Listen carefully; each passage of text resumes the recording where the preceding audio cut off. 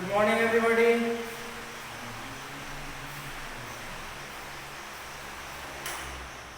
सबसे पहले मैं पूछना चाहूँगा कि आपका एग्ज़ाम जो है कैसा गया, क्या आपने सभी क्वेश्चन के आंसर्स किए। और मुझे उम्मीद है जहाँ तक अगर आपने अच्छे ढंग से पढ़ा होगा तो ज़रूर किया होगा।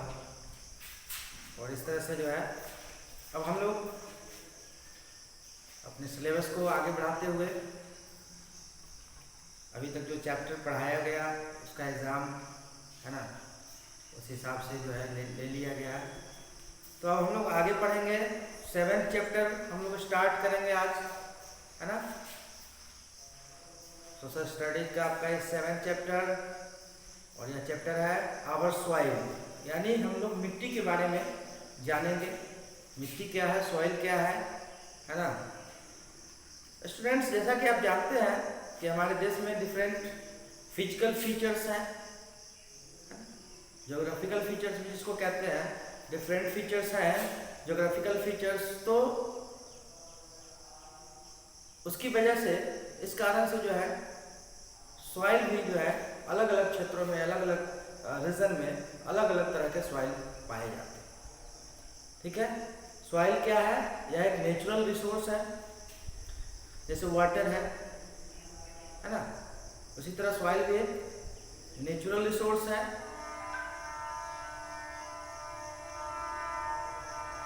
अपर मोस्ट लेयर जो होता है, अपर most layer of the earth surface is called soil. Earth surface का सबसे ऊपरी जो परत है, अपर मोस्ट लेयर, वह सॉइल होता है, वह मिट्टी होती है, यू नो। और जैसा कि हम जानते हैं हमारा देश India is an agricultural country, therefore soil is very valuable. कृषि प्रधान देश है भारत, इसीलिए मिट्टी की महत्ता बहुत ज़्यादा है, बहुत अधिक है हमारे देश में। Rich fertile soil is a real asset. Rich fertile soil जो है, प्रचुर उपजाऊ मिट्टी जो है, वह एक वास्तविक एसेट है हमारे देश का, है ना।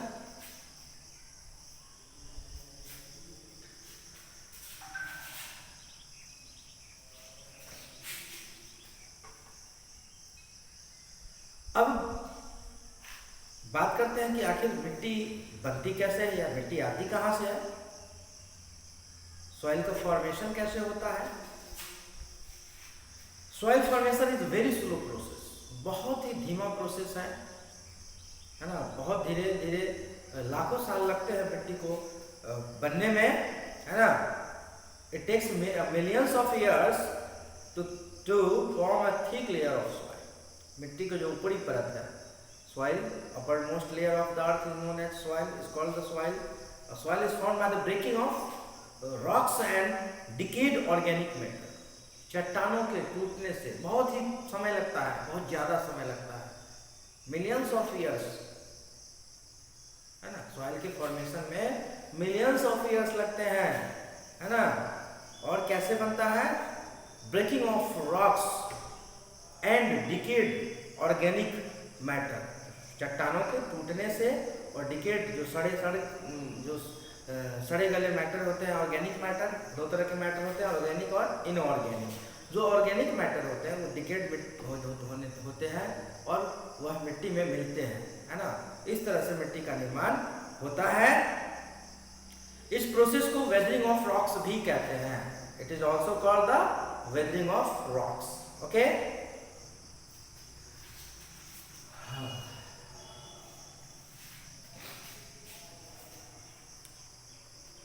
तो हमने देखा कि सॉइल का फॉर्मेशन कैसे होता है। Very important part of our country, specially for farmers, है ना। जो फसल होते हैं वो मिट्टी पे निर्भर करते हैं, किस तरह की मिट्टी है ना, और किस तरह के फसल, उसी हिसाब से उस तरह के फसल जो है उस मिट्टी में लगाए जाते हैं, उपजाए जाते हैं। ठीक है, और यह फॉर्मेशन जो होता है मिट्टी का काफ़ी स्लो प्रोसेस है, very slow process, and it takes millions of years to form. It is formed by the weathering of rocks and decayed organic matter. This is also known as weathering of rocks. ठीक है, breaking of rocks, जिसको weathering of rocks भी कहते हैं।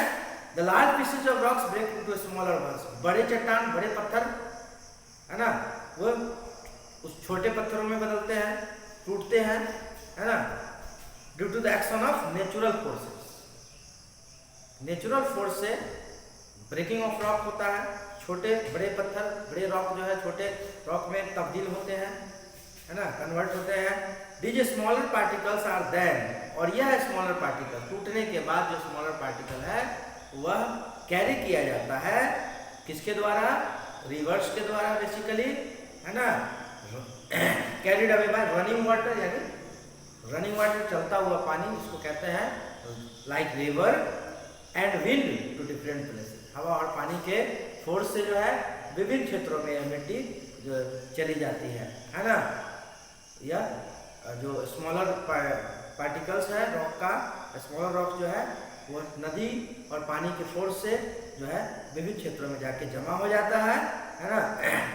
The importance of soil lies in the fertility, the soil consist of humus, और क्या इसमें humus पाया जाता है जो सॉइल को फर्टाइल बनाता है ना, decade organs, organic matters, humus पाया जाता है which makes the soil rich and fertile.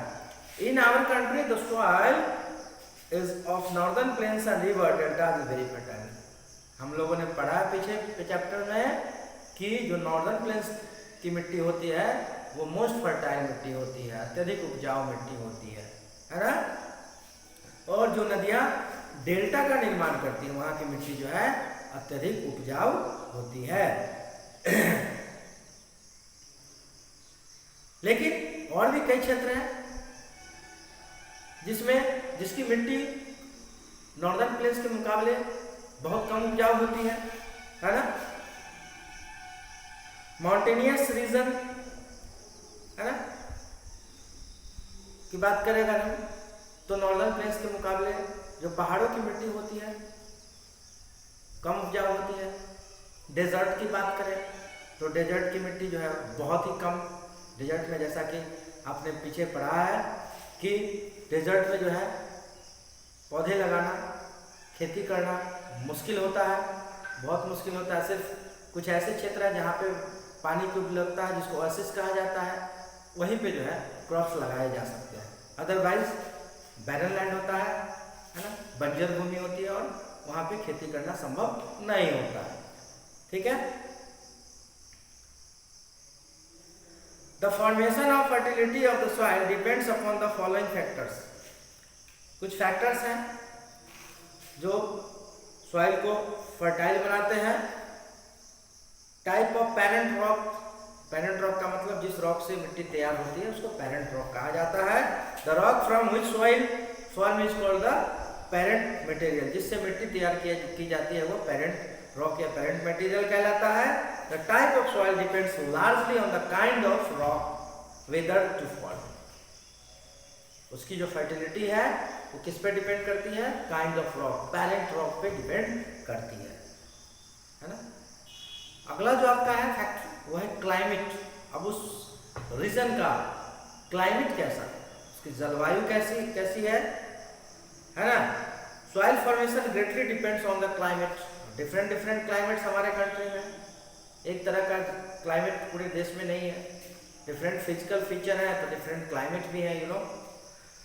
तो ये भी बहुत बड़ा फैक्टर है सॉइल फॉर्मेशन का। Soil forms from different climatic zone show distinctive characteristic. Different zone के मिट्टी का जो के लक्षण जो होते हैं वह विभिन्न होते हैं, है ना। टेम्परेचर एंड मॉइस्चर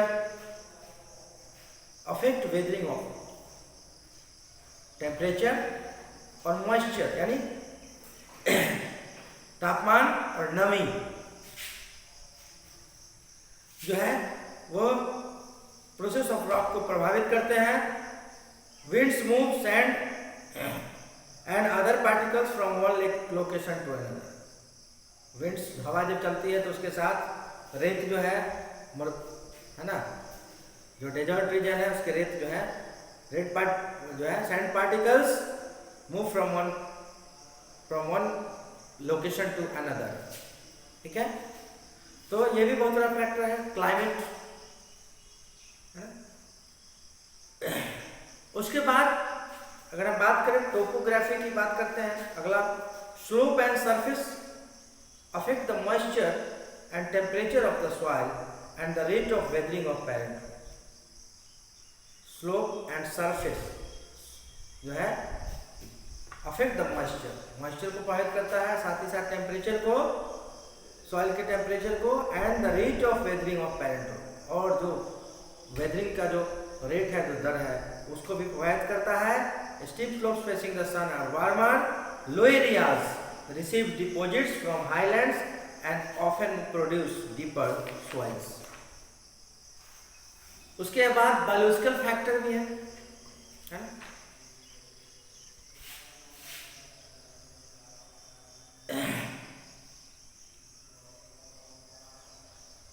तो फैक्टर्स है उसमें सबसे पहले आपने बात किया type of parent rock, climate of the region, factors जो है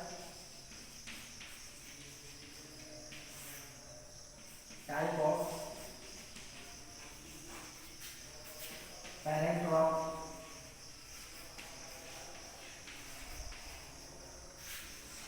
अगला है climate of the region,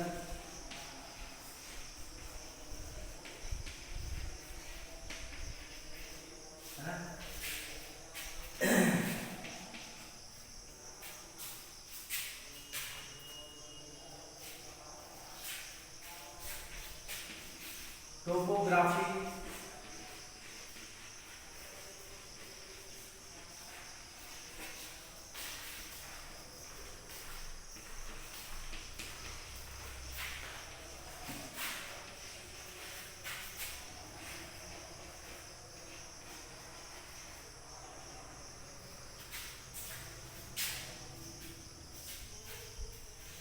last आपका है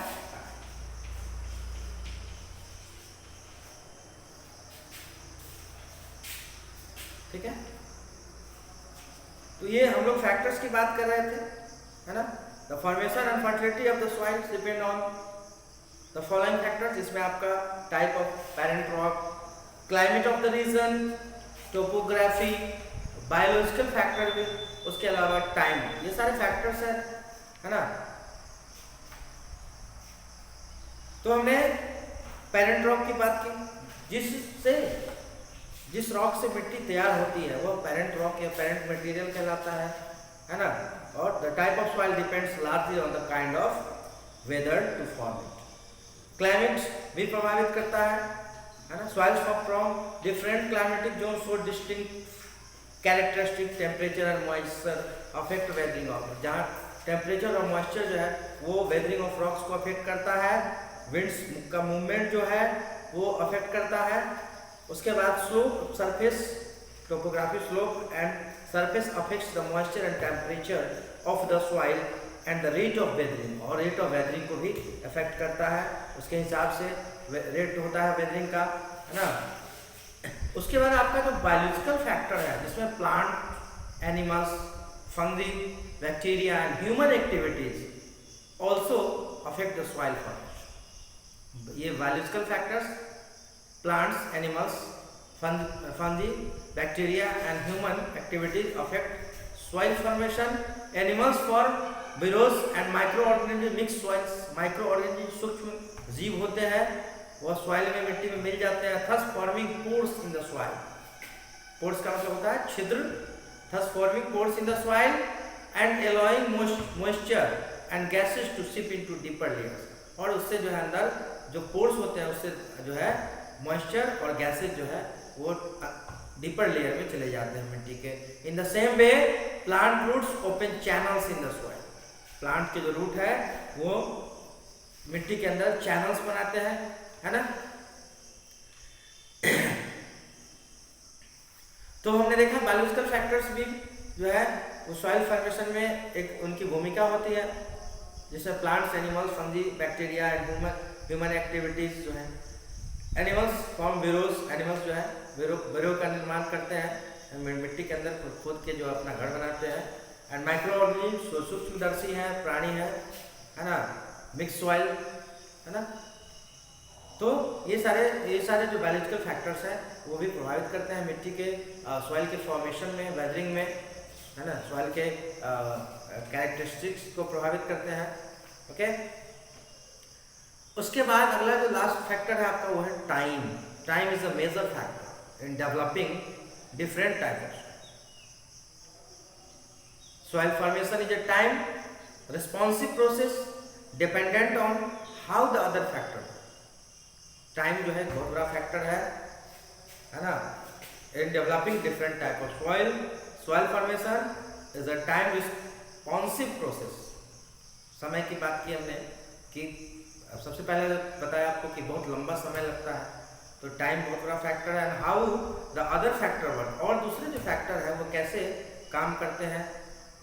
as such soil are always in a state of development. और ऐसी मिट्टी जो होती है, स्टेट ऑफ डेवलपमेंट का मतलब हुआ कि विकास की जो स्थिति है, अवस्था है ना, एंड रेडी फॉर चेंज, और उसमें बदलाव होता है। ठीक है,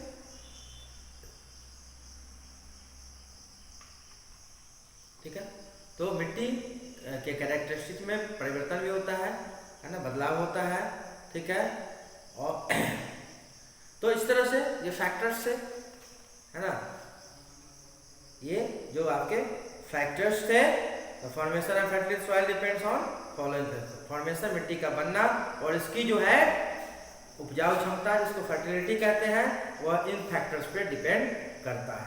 ठीक है, क्या क्या factors, type of parent rock, climate of that region, topography, biological factors, and the last one is time. Okay, अब जैसा कि मैंने बताया कि डिफरेंट फिजिकल फीचर्स हैं, तो डिफरेंट सॉइल भी हमारे देश में पाए जाते हैं, विभिन्न प्रकार के सॉइल पाए जाते हैं, है ना। The type of soils, different type of soils, India has a different type of soil, they are classified in the following group. सबसे पहला जो होता है अलुवियल सॉइल, जिसके बारे में थोड़ी बहुत चर्चा हुई थी। हम लोग जो नॉर्दर्न प्लेन्स के बारे में पढ़ा था, तो हमने पढ़ा था कि वहाँ जो है अलुवियल सॉइल जो है, यानी अलुवियल मिट्टी पाई जाती है, जो मोस्ट फर्टाइल मिट्टी होती है ना, अत्यधिक उपजाऊ मिट्टी होती है, और वह नॉर्दर्न प्लेन्स में पाई जाती है इस प्रकार की मिट्टी, इसलिए नॉर्दर्न प्लेन्स को मोस्ट फर्टाइल लैंड कहा गया है। पहला आपका है alluvial soil. Type of soil में first one is alluvial soil, that we know about this. Alluvial soil is the most fertile soil that is found in northern plains. Okay, it is made up of fine silt deposited by Himalayan river. मैंने बताया था कि alluvial soil जो है fine silt sand rock से बने होते हैं, है ना, और यह जो है जो हिमालय से निकलने वाली नदियां हैं, the rivers which originate from Himalaya, है ना, carries this fine silt and deposit them in northern plains।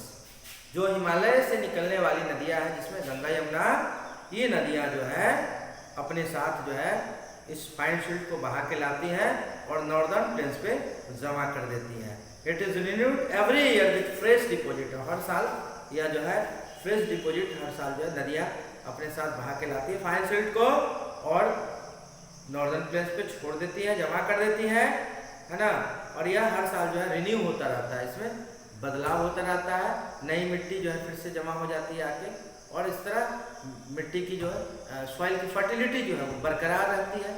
ठीक है, चेंजिंग होता रहता है, एक ही तरह की मिट्टी हमेशा के लिए नहीं होती। जैसा कि हम जानते हैं कि एक ही तरह की मिट्टी को आप बार बार फसल उस पर लगाएंगे तो वह जो है उसकी उपजाऊ क्षमता धीरे धीरे कम होती जाएगी, लेकिन यहाँ पे क्या है, रिन्यू होता रहता है।